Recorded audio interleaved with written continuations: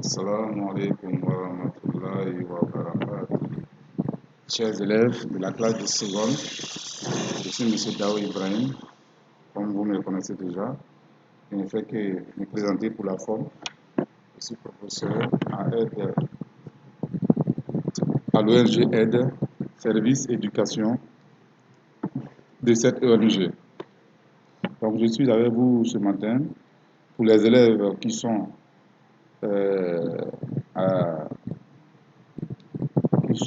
à l'école ou bien qui sont régulièrement inscrits à CIFEJ. Le CIFEJ, comme je l'ai dit tantôt, c'est le service éducation de l'ONG Aide. Le CIFEJ qui signifie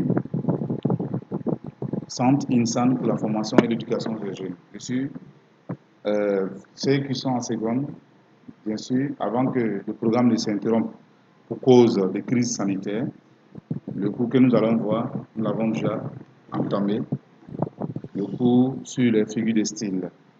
C'est un cours qui se situe dans l'activité intitulée Le perfectionnement de la langue. Nous sommes, je crois, à la troisième ou à la quatrième leçon de cette activité. Et la leçon s'intitule Les figures de style. C'est la troisième leçon, comme vous le voyez sur l'écran. Et la première séance va porter sur les figures d'analogie et les figures de substitution. Donc, avant de voir ces différentes figures, nous allons voir d'abord c'est quoi une figure de style. Une figure de style, c'est un procédé linguistique qui consiste à embellir le discours, à embellir nos propos pour séduire dans le but de séduire nos interlocuteurs, dans le but de persuader ceux qui sont en face de nous.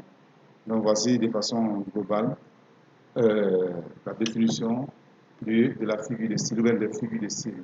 C'est une façon imagée, une manière de s'exprimer qui consiste à embellir son discours pour convaincre le locuteur ou bien l'interlocuteur. Voici la définition théorique. On appelle figure de style une manière de s'exprimer qui donne au langage une expressivité et une élégance particulière. En d'autres termes, c'est l'emploi imagé des mots, les détournant de leur sens propre. Il en existe plusieurs. Nous étudierons les plus récurrentes, c'est-à-dire celles qui sont les plus connues. Donc, dans cette première séance, nous allons voir les figures d'analogie. L'analogie, c'est la ressemblance, c'est la comparaison de façon générale. L'analogie. Donc, un raisonnement par analogie est un raisonnement par ressemblance, par comparaison. Donc, les figures qui mettent en rapport deux réalités qui ont à peu près, ou bien qui ont des points communs entre eux, ce sont ces figures-là qu'on appelle les figures d'analogie. Donc, nous allons voir la première figure, évidemment, dans cette catégorie de figures, c'est la comparaison d'abord.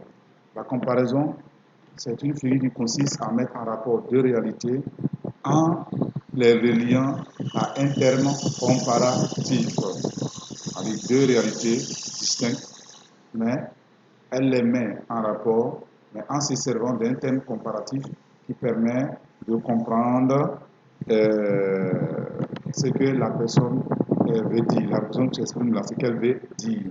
Donc ça, c'est la première figure de style. On va donner un exemple pour illustrer ce qu'on a dit. Cet enfant est robuste comme un lion. Vous voyez? Cet enfant, il y a enfant d'un côté et puis il y a le lion de l'autre côté. Donc voici deux entités. On va les mettre en parallèle au moyen de quoi? Au moyen d'un terme comparatif, comme. Donc vous voyez, cet enfant est robuste comme un lion. Comme ici, permet de lier les deux expressions. Maintenant, quelle est la qualité qui est mise en exergue? La qualité qui est mise, qui a été comparée sur les deux entités, c'est la qualité de force, être fort, être robuste. Voilà. Donc c'est ici un exemple pour exprimer notre figure de style. La deuxième figure de style, c'est la métaphore. C'est aussi une comparaison, métaphore. C'est une comparaison sans morphème de comparaison. Une comparaison sans outil de comparaison. Dans le premier cas, la comparaison, On a mis deux réalités en parallèle. Mais dans le deuxième cas ici, la métaphore, les réalités ne sont pas parallèles. Pardon, ne sont pas parallèles, mais il y a une réalité qui est incluse dans l'autre. C'est-à-dire c'est un rapport d'assimilation. Il y a un élément qui est assimilé à l'autre élément. C'est ce que nous allons voir. Tout à l'heure, on a dit cet enfant est robuste comme un lion.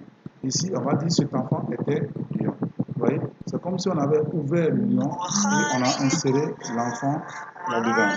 C'est ça la métaphore. Donc, c'est une comparaison, une forme de comparaison sans outil de comparaison. Donc, elle les confond les deux réalités l'une à l'autre. Cet enfant est un lion. Ici, il y a un sous-entendu. Quand on dit cet enfant est un lion, cela veut dire que l'enfant est fort comme le lion. Mais le sous-entendu ici nous permet de percevoir cette comparaison. C'est une comparaison abrégée. La métaphore est une comparaison abrégée. Voilà. Quand vous compreniez mieux. La métaphore est plus forte que la comparaison. La troisième figure de style, c'est la personnification. C'est une figure qui consiste à donner les attributs humains à une chose ou à un objet. Un objet ou un animal. Voilà. Donc je dis une chose ou un animal. Voilà. Ou un être inanimé, ça peut être un arbre. Voilà. Ça peut être une table. Donc on peut donner les attributs humains à ces choses-là. Quand on dit une chose, ça peut être une table, ça peut être un téléphone portable, ça peut être un livre, ça peut être une rivière. Donc, c'est ça la personnification, donner les attributs humains. Ce type de figure de style, on le retrouve le plus souvent dans les récits, dans les contes, vous voyez, où on donne les attributs humains des animaux, le lièvre, la hyène, ainsi de suite. Donc, voici une autre forme de figure, figure d'analogie. Nous parlons de personnification. C'est une figure de style qui consiste à attribuer des traits humains à une chose, à un animal ou un objet. En rendant humains des objets, des choses ou des animaux, la personnification les rapproche des lecteurs dans les fables, dans les contes. Voilà. Maintenant, il y a la quatrième catégorie d'image, c'est la quatrième image, pardon, la quatrième figure de style, pas catégorie, mais la quatrième figure de style, on est dans la première catégorie toujours. La quatrième figure de style, c'est l'allégorie. Cette figure de style, c'est une autre personnification aussi.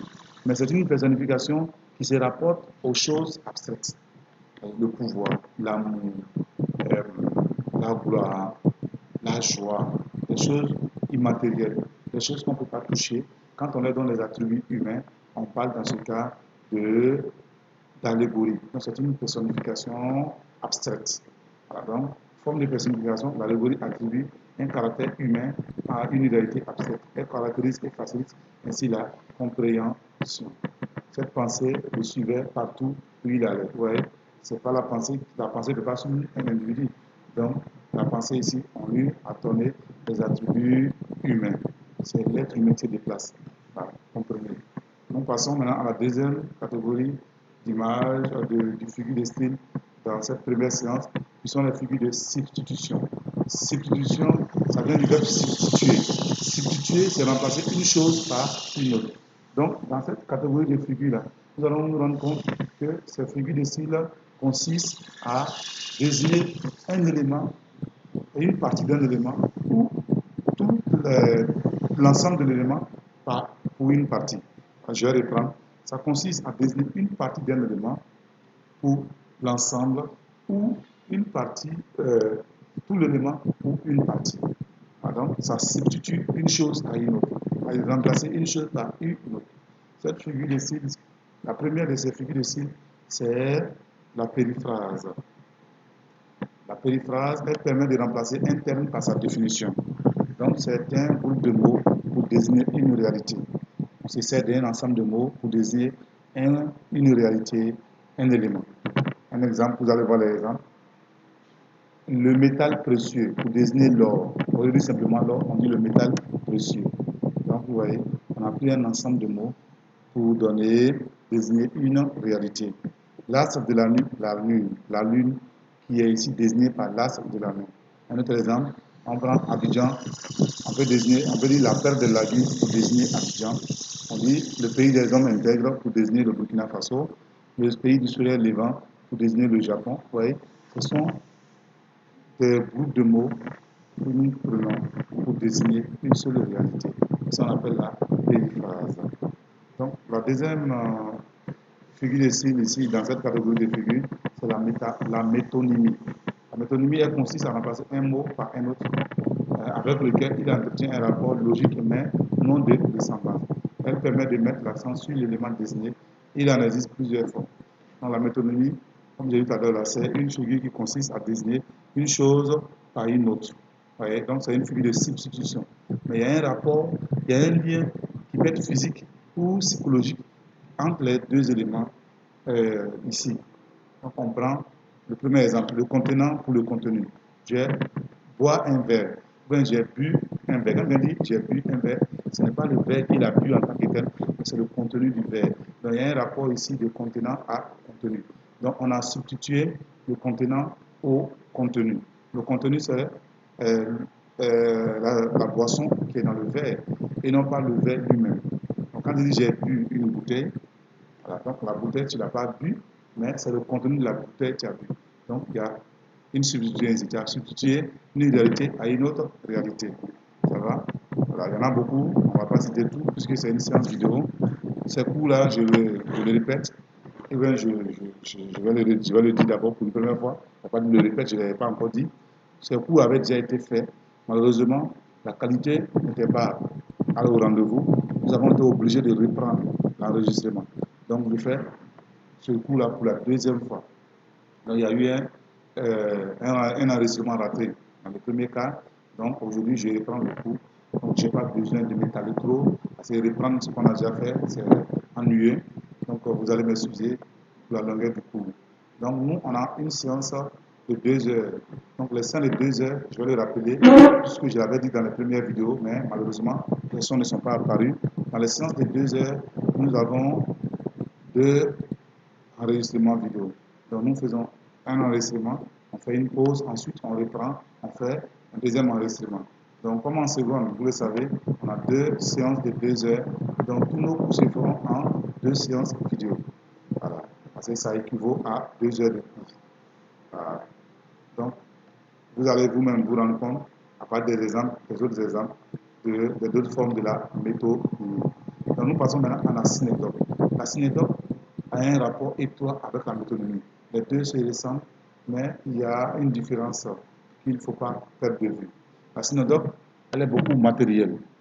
La synecdoque porte sur des choses matérielles. On va dire que ça désigne la partie pour le tout, ou le tout pour la partie.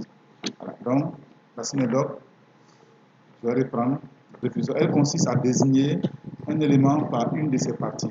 Elle permet de mettre en relief l'élément désigné. On donne des exemples pour illustrer ce qu'on a dit. Mon père cherche un toit. Le père ne cherche pas le toit, mais il cherche une maison. Donc ici, le toit représente toute la maison. Donc on a désigné la partie pour le tout. La partie ici, c'est un toit. Le toit fait partie de la maison. Ensuite, deuxième exemple, il n'a pas mis le nez dehors. Il n'a pas mis le nez dehors, suppose qu'il n'est pas sorti. C'est tout son corps qui n'a pas mis dehors. Donc vous voyez, l'ordinateur signale que la batterie est faible. Je vais aller le brancher.